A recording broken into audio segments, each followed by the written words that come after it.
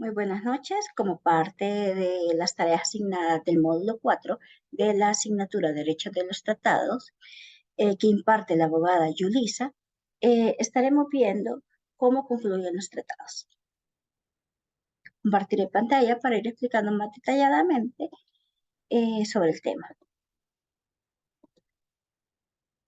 ¿Okay? Como decía anteriormente, esta es la clase de Derecho de los Tratados impartida por la abogada Yesenia Yulisa Aguilar Santos. Este informe fue realizado por Jennifer Antoniela Padilla Morales, aquí presente, con número de cuenta 2006-6051-1203.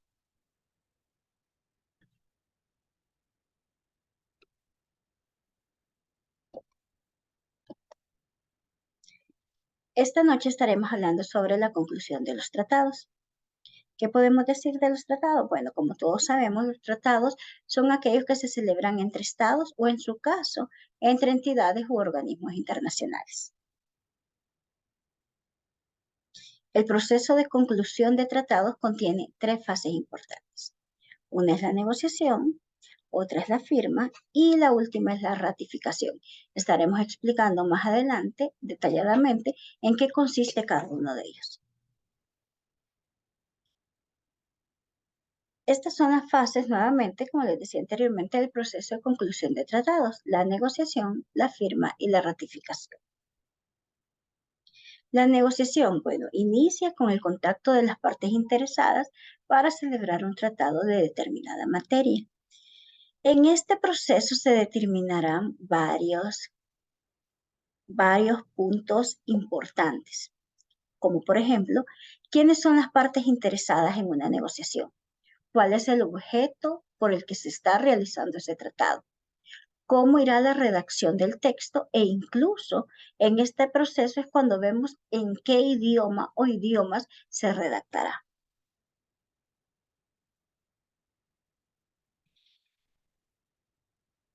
Este proceso de negociación, las partes pueden utilizar diferentes vías, entre las cuales se encuentran las misiones permanentes, las misiones especiales y las delegaciones. Puedo mencionar un ejemplo en el cual el Estado puede negociar un tratado con una delegación especial para lograr un acuerdo. Esta es una de las vías o medios en los cuales se puede realizar perfectamente un tratado. En la negociación solamente intervienen sujetos internacionales, o sea, el Estado y organismos internacionales. También podemos ver quiénes son las figuras que intervienen en una negociación. Podemos hablar del Estado negociador, que participa en la elaboración y en la adopción del texto, pero no siempre va a firmar o ratificarlo. Esta parte está solo en la parte de negociación, este Estado. Está también el Estado contratante, que él sí se obliga y sí ha consentido ser parte de una obligación en un tratado. Y está el Estado parte, quien se ha celebrado el contrato y en el cual él ha ratificado o ha realizado adhesión o aceptación de dicho tratado. Existen dos formas de adoptar un texto. Hablábamos de la adopción de un texto de un tratado con el consentimiento de todos los estados y organismos internacionales o de todas las organizaciones que participaron en su elaboración. El artículo 9, sin embargo, menciona que la adopción de un texto será por mayoría de 2/3 de estados presentes y votantes. Así que, como podemos observar aquí, conforme a lo que nos dice estos artículos, no solo se basa en lo que nos decían las primeras dos formas, ¿verdad? Que una era el consentimiento de todos los estados y organismos internacionales o de todas las organizaciones que participaron en su elaboración, sino que también se puede realizar una votación en la cual 2/3 de los estados participen y según la mayoría, de los 2/3 de estados sean presentes y votantes. El texto del tratado está integrado por un preámbulo. En el preámbulo se contienen los nombres de los estados negociadores o de las organizaciones participantes, los nombres y cargos de los plenipotenciarios y una exposición del propósito que lleve a estas partes a negociar. En el articulado es donde van contenidas todas las cláusulas, los artículos y las que contienen las obligaciones que serán parte de este tratado o bien de los derechos que van a venir al realizarse este tratado. Por último viene la fecha y la firma. Recapitulando, podemos decir que el texto del tratado está integrado por un preámbulo, por un articulado y por la fecha y la firma. El idioma. Bueno, esto es la forma en la que se va a regular para adoptar el texto.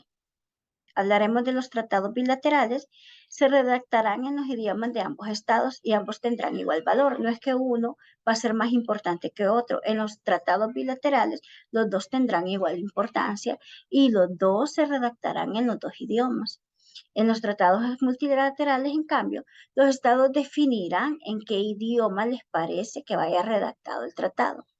Por ejemplo, si son tratados de la ONU, se va a escribir en español, en inglés, en francés, en chino, en ruso y hasta en árabe.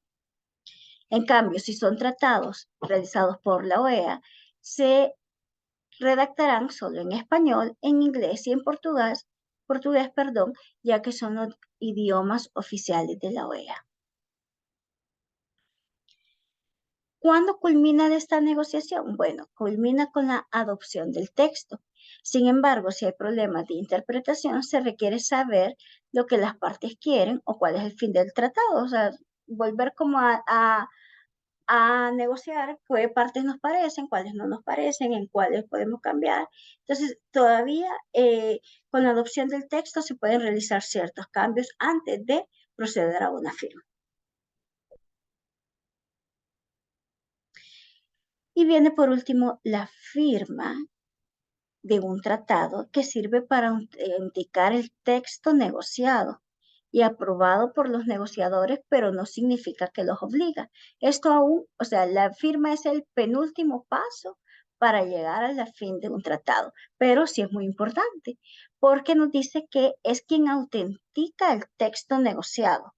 O sea, lo que se habló, las dos partes negociadoras, eh, si es un tratado bilateral, es lo que conformaron o lo que a los acuerdos que llegaron en ese tratado. Entonces sirve para autenticar el texto negociado y aprobado por los negociadores, pero no significa que los obliga. La autenticación del texto se realiza con la firma o alternativamente con la firma ad referendum o la rúbrica estampadas por los representantes de los estados, a menos que el mismo tratado disponga otra cosa. La firma sujeta a confirmación se le denomina firma ad referendum o firma simple. Su efecto se retrotrae a la firma cuando la confirmación se realice, o sea que cuando ya todos los estados partes confirmen entonces esta firma es que surte efecto. En las convenciones multilaterales, en cambio, el texto suele votarse para su adopción antes de la firma. En la práctica internacional se maneja de diferentes formas. Se utiliza la rúbrica, que es la firma abreviada. La ratificación. El tratado entra en vigor al ratificarse. Esta es la fase que perfecciona jurídicamente un tratado y manifiesta la voluntad de un Estado para una obligación internacional. Aquí es donde termina, porque ya es la fase que lo perfecciona jurídicamente y es donde se manifiesta la voluntad de cada Estado para una obligación internacional, la cual deben de respetar. Esto es todo por hoy, abogada. Espero haya sido de su agrado mi presentación. Pase muy buenas noches.